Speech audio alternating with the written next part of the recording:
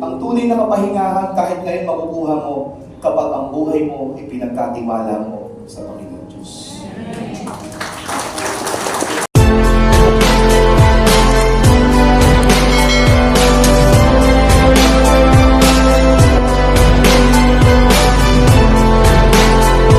What is rest?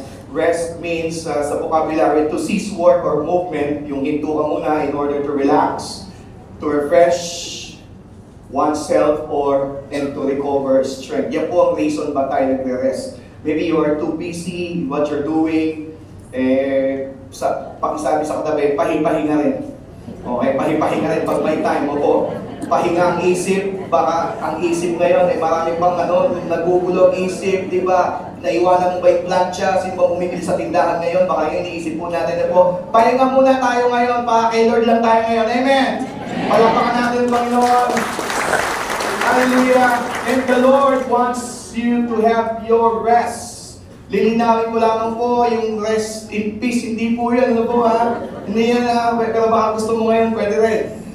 No, rest that God is giving. Do you know that you can have this rest even today? Naniniwala ka ba doon, kapatid? Basta ang Diyos ang nagbibigay ng rest, okay na okay yan. Tama po ba yun? And we're going to study today. And because there is a certain generation in the Old Testament wherein God did not allow them to have the rest. Alam niyo po ba yun? Dito po sa in the Bible, in the Old Testament, there is a certain generation whom God said, they will not enter my rest. Nakakalungkot, but at the same time, magandang aralin, dahil kung gusto natin ng rest, ano ba ang mga bagay na dapat nating maintindihan about this rest? And for our text verse for today, let me bring you to Psalms chapter 95, verse 7 to 11.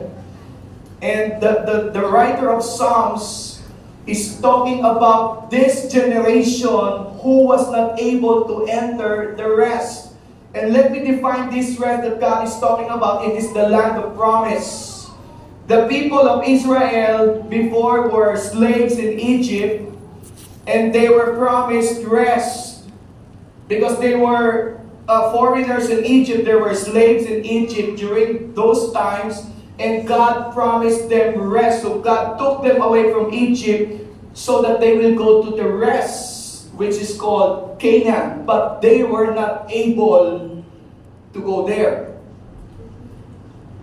Ang Diyos ang nangako, just cities, pero hindi sila nadala doon. Bakit nagkaganon? Di ba, bakit po nagkaganon ang Diyos po ang nangako? And then let me read to you, for He is our God, and we are the people of His pasture, and the sheep of His hand. Today, if you will hear His voice. Ngayon pa lamang po mga kapatid, somehow let us echo this as if we are reading this. As if we are claiming this. Today, if you will hear His voice. Let's move on in verse 8. Do not harden your hearts as you did in Meribah, as you did that day in Massa, in the wilderness. Please take note, ang kausap po dito ng writer ng Psalms ay yung kanyang henerasyon while he was writing in Psalms. And he was talking about what happened in Israel in the wilderness. Do not harden your hearts as you did in Meribah, as you did that day in Massa, in the wilderness. So tinutukoy niya yung mga tao na nasa wilderness, where your ancestors, ayun, mas lilinaw, your ancestors tested me, they tried me, though they had seen what I did. And so in verse 10, for 40 years, ayun na. So nalalaman na natin sino kanyang tinutukoy. For 40 years, yung mga inilabas ng Panginoon Diyos mula sa Ehipto. For 40 years, I was angry with the generation. I said, they are a people whose hearts go astray, and they have not known my ways. Stop po muna tayo ng konti. Stop ng konti. Ang binabanggit dito ng Panginoon, yung generation na inalis niya sa Egypt, napunta sa wilderness. Konting emphasis lang po. They are a people whose hearts go astray, and they have not known my ways. So I declared an oath on my anger. I declared on oath in my anger, they shall never enter my rest. God promised them rest, and God also took an oath, they shall never enter the rest. Somehow, kung aaralin po natin, mapapatanong ka na lang, ba't nagkaganon? Ba't nagkaganon? Marahil mga kapatid, sa ating pong buhay, we think of a rest, but it is not the kind of rest that God is talking about. But maybe God is offering you rest, and until now, you don't want to take that rest. You still want the rest that humans can do. That's why the question is, when will you rest? Kailan ba natin kukunin yung tunay na kapahingahan mula sa Panginoon? And with this, please bow your head and close your eyes as we come into the presence of the Lord. Father God, yung pamamahinga sa iyong presensya, Lord God, hindi lang nawa ito sa bibig lang. Dalangin namin, Panginoon, sa aming pag-aaral, Panginoon, may pamuhay namin ito, maisagawa namin ito, at maranasan namin ito ngayon. So please, Lord God, allow us to hear your voice today. This we pray in Jesus' name. And everyone say, Amen. Palakpakan natin ang Panginoon. Yeah, yung gusto ng rest. Amen. Hallelujah. Praise the Lord. First and foremost, let us describe the rest I'm talking about. God's rest. Opo, yung pahinga. Ano ba yung tinutukoy ng Lord na pahinga? Opo, magandang pag-usapan po natin ito. Alam niyo po ba kailan sinabi ng Bible ang unang-unang salitang rest? It is in Genesis. Opo, in Genesis, let me read in Genesis chapter 2, verse 2 to 3. This is the first verses na nakita po natin yung rest. And let me read this to you. By the seventh day, God had finished the work He had been doing. So on the seventh day, He rested from all His work. So, ito po yung unang sabi niyan, ang Diyos nagpahinga. Kaya maganda, ano bang klaseng pahinga ang nasabi ni Pastor? Dito po natin kunin yan, ano po. And in verse 3, then God blessed the seventh day and made it holy, because on it He rested from all the work of creating that He had done. So ito po yun, ano po. So aralin natin, ano ba yung pahingang tinutukoy ng Diyos? Diba? Bakit siya nagpahinga? Everything about it. And malalaman natin yan, anong situation? What's the situation when God rested? What was the situation when God rested? Isa-isahin lang po natin. Puro S po ito. Opo, dapat 300 na S to, pero 3 na lang. What was the situation? Unang-una, it was superb. Everything was superb. Magnifico. He made it all excellent, outstanding. Diba? He created the heavens and the earth, He created the land, He created everything underneath the sea, underneath lahat po, ginawa po niya, even Adam and Eve, ginawa po niya yun, ano po. And He created everything, and everything was okay. Tama po ba yun? That's why He rested. Pahinga rin. Pag nagawa mo yung excellent, yung maayos, yung pinakamaganda, ayan, you deserve a rest. Tama po ba yun? Ang Panginoon, ganito ang ginawa ng Lord. I did something. Diba? Once you did your best, you deserve a rest. Diba? And let me move on. It was a specific day. There is a day of rest. He did not rest on the first day. He did not rest on the second day. Hindi pwedeng first day rest. Diba? Hindi ganun eh. Hindi, not on the third day. It was the seventh day. Seventh day. Kung saan tapos na lahat. Tapos na lahat. Hindi mo ba? Tapusin mo muna lahat bago ka magpahinga. Minsan, hindi pa tapos, nagpapahinga na. Di mo ba? Nasundan mo ba natin? Minsan, di pa nga tapos, kukuha ka na ng sweldo. Di ba? Specific. Di mo ba? Specific. Siguro, magandang may matutunan din po tayo. It was a specific day. It was superb. Everything was good. Everything was excellent. Di ba? Wala tayong babalikan. It was a specific day and it was sanctified. Sanctified. How I wish our rest would be like this. God blessed it. God made it holy. A holy day. God blessed it and God made it holy. Ano po ang dampot natin dyan? Ano po? Pinakamaganda kapatid, yung pamamahinga mo. Alam mo ang Diyos ang kasama mo. Tama po ba yan? Amen. Palakpakan muna natin yung Panginoon. Hallelujah. Yung alam mo ang Diyos kasama mo. Yung pamamahinga na blessing.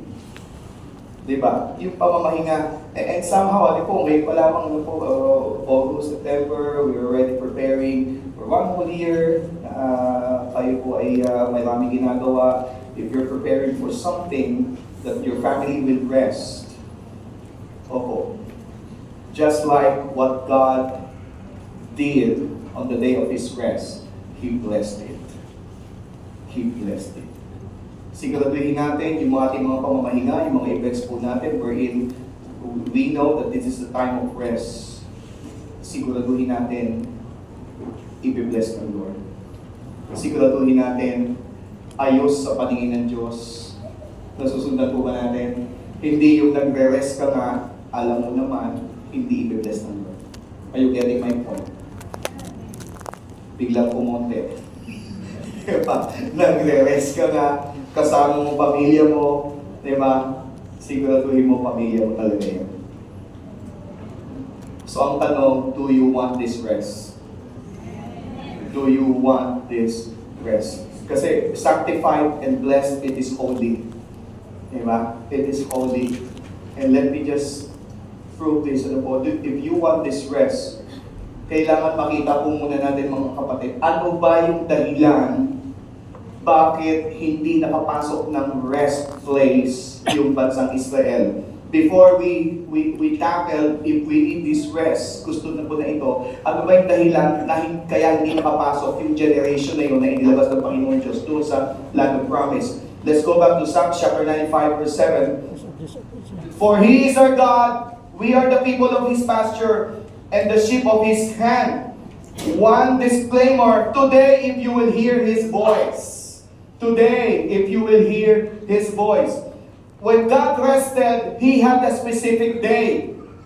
It was the day of rest. Ngayon, sinasabi ng psalmist, today, if you will hear His voice, and maybe now you will understand, today you are hearing His voice because we are reading God's Word. In Psalms chapter 95 verse 8, ito pong sinabi, ito yung mga inayawan ng Panginoon Diyos, do not harden your hearts as you did in Meribah, as you did that day in Massa. At Massa. Sabi ng Panginoon, ito inaayawan ko, yung matitigas ang puso. If you want that rest, do not harden your heart. Ano ba nangyari doon sa Meribah and Massa? Just to give you a background, ito po yung panahon na ang bansang Israel ay inailabas na nga ng Panginoon Diyos mula sa Egypt. Nandun na sila sa wilderness. At sinabihan na si Moses, Moses, bakit naman ganito? Dinala mo ba kami dito para kami magutom? Grabe naman. Ang ganda-ganda ng aming pamumuhay doon sa Egypt. Hindi mo sinasabi, ang ganda ng pamumuhay sa Egypt, eh slave nga sila. Diba? Pero pagdating doon, ano mo naman, wala mo lang makitang mineral water dito. Ganang reklamo nila, walang mineral water, Moses! These people are so stubborn. Nakita na nila na si Moses nagpapagal na pangunahan ang bansa. Nagre-reklamo pa. Di ba? Nauwi tuloy sa nag-burst ang kanyang emotion until he hit the rock. And let me just move on. Balikan po natin mamaya. Where your ancestors tested me, They tried me, though they had seen what I did. And let me move on. For 40 years, I was angry with that generation. I said, they are a people whose hearts go astray. They have not known my ways.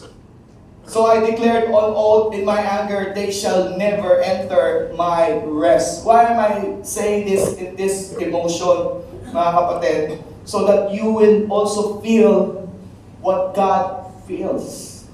So you will also experience the things that are written in the Bible.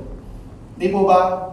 And maybe instead of looking forward to the rest that God is promising Israel, maybe the people, this generation, had already their own rest. Maybe. Akin lang po ito, mga kapatid, po, para po mas maintindihan natin yung mga binabasa natin na naka-highlight, I have given it an acronym REST. Sa kanilang paghihintay doon sa rest, hindi sila nakapaghintay, they made their own rest. What are this? They resisted God's voice. They resisted God's voice. Ayaw nila nung mapakinggan ng Panginoon, si Moses na lang lagi, pero paano ba yun? Paano nila ino-honor yung salita ng Diyos? Di ba? You want rest, but you are resisting the Word of God? Hindi ko yata makonek. Gusto mo ng kapahingaan sa buhay mo. Gusto mo umayos ang buhay mo, pero pag salita ka ng Panginoon Diyos, namimili ka na lang kung anong gusto mong pakinggan. Or maybe you excluded God's power. You excluded God's power. Alam niyo po, ang bansang Israel, nung kausap ni Moses po ang Panginoon doon po sa Mount Sinai, they know that when God speaks, the earth trembles. And yet, they made an idol made of gold. Di ba? Kausap ng Panginoon Diyos, si Moses doon sa Mount Sinai, pero pagbaba po ni Moses, there was an idol made of gold. Grabe naman. Ini-exclude mo yung kapangyarihan ng Panginoon Diyos. Di ba? Hindi mo na lang i-honor. And what else? They sinned against God. They sinned against God. So, nung nandun na po yung golden calf, yung idol na po, they made themselves prostitutes again. Ganun na naman ang nangyari. Di po ba? Natatagalan pa doon sa rest, pinangakuhan ka naman ng rest. In fact, sila rin ang may kasalanan, bakit sila tumagal? Di mo ba? Yung dapat ay 10 araw lang nilang lalakarin. Okay na sana 10 araw lalakarin kung maghapon magdamag. 10 araw, inabot sila ng 40 years. Why? Because of sin. Because of sin. At ito po mabigat. Letter T. They tested the Lord. They tested the Lord. Di ba? Naisip ko lang po bilang magulang, ano po, kapag tayo po yung mga magulang, sinasabihan po natin yung mga anak, huwag mo akong susubukan. Huwag mo akong susubukan. Minsan nasusubukan, ano po? Minsan nasusubukan. Di ba? Diyan din tayo natetest kapag hindi mo tinutuluyan. Di ba? Hanggang subok lang pala, kaya ganun tuloy tingin ng mga bata sa atin, ano po? The point is, they tested the Lord. Eto malungkot. Akala nila hindi gagawin.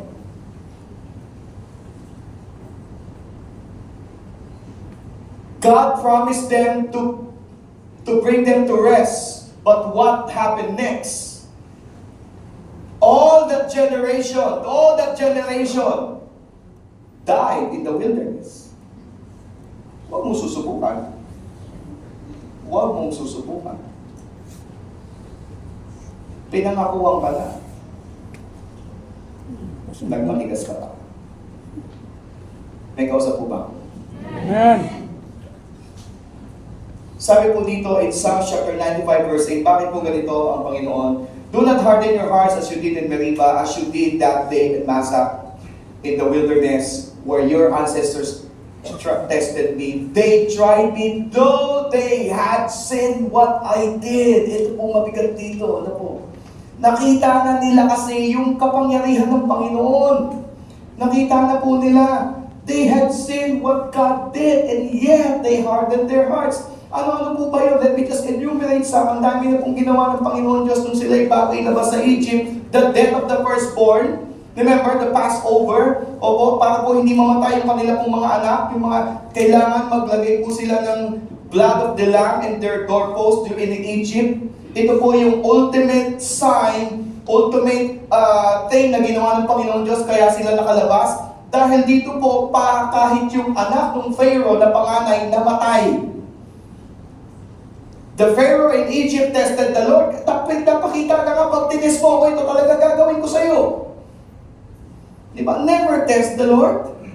And what else? Nung panahon po na sila po ay nako-corner, di ba? At may Red Sea sa kanilang harapan, nakita po ng kanilang dalawang mata. This generation, that generation, okay, they saw that the Red Sea was cut into half and they were able to walk on that floor, ground floor po, na tuyo. They were able to walk. At wala na pong ibang istorya pa na pang nangyari yun. About the Red Sea. Sila lang po naka-experience nun. Sabi ng Panginoon, nakita nyo naman. What else? Yung mana, naghahanap sila ng makakain, di po ba? Ang Panginoon Diyos nagpaulan ng mana for 40 years, hindi sila ginutom ng Panginoon Diyos. Tanong kapatid, sa buhay mo ngayon, ginutom ka ba ng Panginoon Diyos? Parang konti lang. Sabihin mo, kausap ko gutom. Hindi pa nakalisal. Siguro baka tanungin ko yung, baguhin ko yung tanong ko. Sa buhay mo ngayon, sa paniniwala mo sa Diyos, pinabayaan ka ba ng Diyos? Hindi. Okay, palapakan natin ng Panginoon. Hallelujah. Kaya pala mga kapatid, ulitin ko ano po. In Psalm chapter 95 verse 7, For He is our God, we are the people of His pasture, to the sheep and the sheep of His hand. Today, if you will hear His voice. Bakit ko po yung ulit ito? There's an amazing thing that happened in the Bible. And if you're reading it thoroughly, if you have read the Bible, meron siyang kahawig na verse sa New Testament. Psalms is in the Old Testament. Sa New Testament, may kahawig siyang verse. And you will be amazed how the writer of Hebrews had written it. Hindi niya kinopya. There's 1,000 years difference. But when he wrote it as a warning to the present generation in the New Testament, he will be saying this. Therefore, as the Holy Spirit says, today, if you will hear His voice.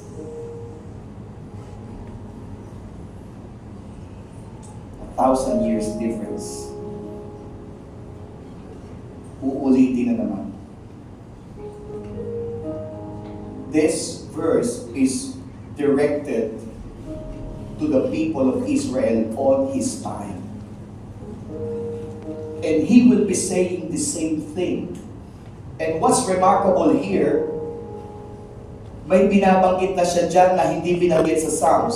What was said here, therefore, as the Holy Spirit says. As the Holy Spirit says. Do you believe in the Holy Spirit? The Spirit right here. Ibig sabihin mga kapatid, nililinaw ng writer ng Hebrews that what was written in Psalms was led by the Holy Spirit. Sabi niya, as the Holy Spirit says, today, if you will hear it, ang Espiritu ng Diyos hindi nagbabago. Ang Diyos hindi nagbabago. Patuloy siyang nagbibigay ng paalala sa ating lahat. Today, if you will hear His voice, do not harden your hearts. Huwag mo lang tigasan ang puso mo as in rebellion. In the day of trial and in the wilderness, na kung mamamangha ka sa mga susunod na verses. Sabi po dito, Hebrews 3 verse 9, where your fathers tested me. Yun na naman. Tried me and so my words for 40 years. Alam niyo po, hindi isusulat ito kung hindi siya nagpapaalala ng mga nangyari noon.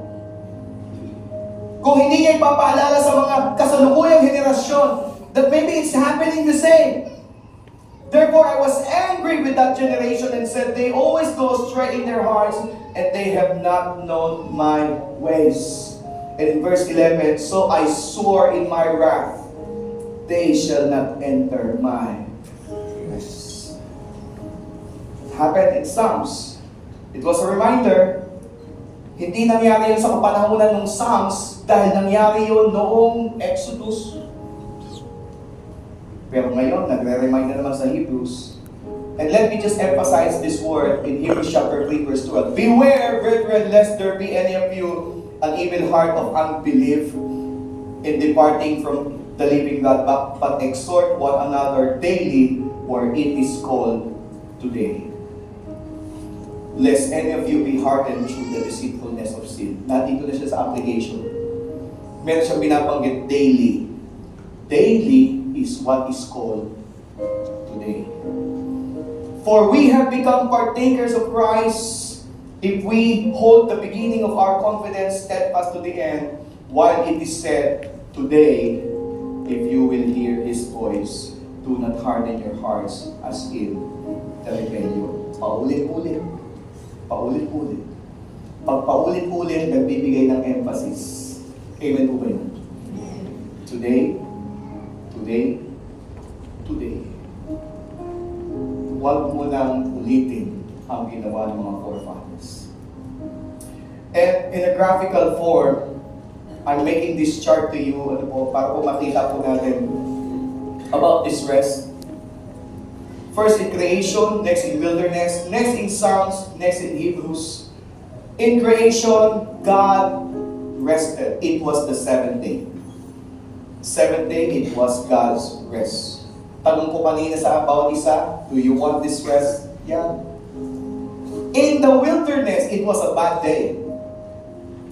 Because their hearts were hardened. And when it was a bad day, they did not enter rest. Now, going to Psalms, panahon nila David, it was called today. And this today, it was 1,000 years after Moses. Gumagawa na siya ng invitation. It's an invitation to rest. And in Hebrews, alam niyo po ba yung sinasabing today? It is also 1,000 years after Psalms. But still today. It is also an invitation to rest. Mga kapatid, hindi ka pa ba nakakahanap? Jesus The is Holy the rest. Spirit is the same yesterday, today, and forever. Amen.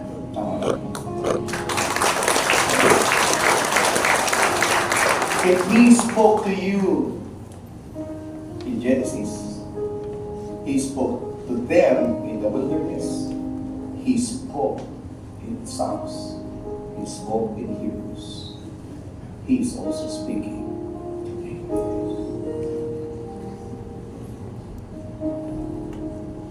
Now let us consider everything. Bakit hindi nakapasok? I-summarize natin mga kapatid para mas madaling maintindihan. Sabi dito sa Hebrews chapter 3 verse 12, see to it, brothers and sisters, that none of you has a sinful, unbelieving heart that turns away from the living God. Sinamarize na niya. Hardened heart, mahirap intindihin. Paano tumitigas ang puso? Sabi niya dito, para mas malinaw, paano hindi nakapasok? Hindi naniwala. Hindi naniwala. Sa sin, sabi ko, pag sabihin, hindi may kasalanan mo, parang kasalanan mo, pero paniniwala mo pag hindi ka naniwala. Nakakalungkot. When you believe, let me just clarify this. When you believe that God will give you rest. You believe that at the end of the day, when you trust in the Lord, kahit ano pa mangyari, basta magtiwala ako sa Panginoon, gagawin ko yung tama. Kahit na yung mga ibang mga tao umalis sa harapan ko, kahit yung mga tao awayin ako, kahit yung mga tao magalit sa akin, kahit yung mga tao layuan ako, makakapahinga ako kasi ginawa ko yung tama para sa Diyos. Amen.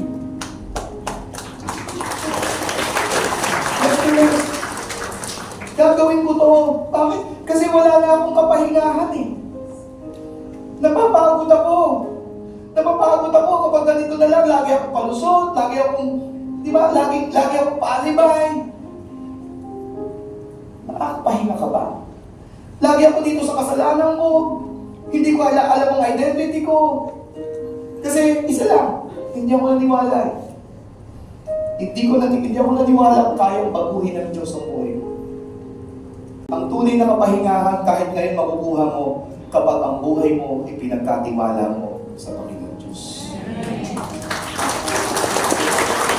Kaya pala sabi dito, in Matthew chapter 12 verse 28, this is the word for the Lord today. Kaya pala, come to me, all you who labor and are heavily laden, I will give you. I will give you rest. Please bow down your head and close your eyes. What are the situations today that are bothering you? Your family, yourself, your dealings. Ano mga sitwasyon ang hindi nagpapatulog sa atin? Baka ito na yung panahon, kapatid. Let's go straight forward to the Lord. Lord, gusto ko isuko yung buhay ko sa iyo. Just bow down your head and close your eyes as the praise and worship sing this song. May this song, may this sermon.